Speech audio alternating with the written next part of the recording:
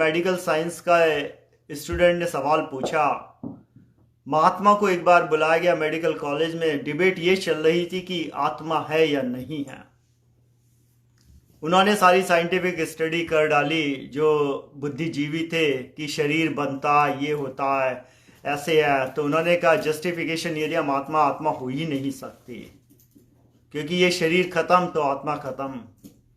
महात्मा ने आराम से हाथ जोड़े और उनसे एक ही सवाल पूछा। जो वहां पर एक नवयुवती कपल बैठा हुआ था, उन्होंने कहा आप ये कैसे पता लगाते हैं कि एक बच्चे का जन्म हो रहा है। डॉक्टर लोग थे, हंसने लगे, बोले महात्मा आपने भी क्या बात कर दी, हम गायनेकोलॉजिस्ट हैं, हमें जो लगभग होता है 4 से 6 हफ्ते बाद पता लग जाता है कि अब जो है नई आत्मा का जन्म हो रहा है। महात्मा ने कहा आप मूर्ख हैं, आपने 4 से 6 हफ्ते बाद शरीर का जन्म का पता करा है, आत्मा का तो जन्म है ही नहीं।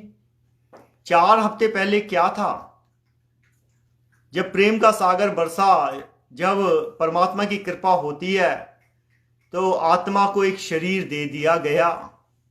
इसका मतलब जो चीज आज एग्जिस्ट करती है वो कल एग्जिस्ट करती थी।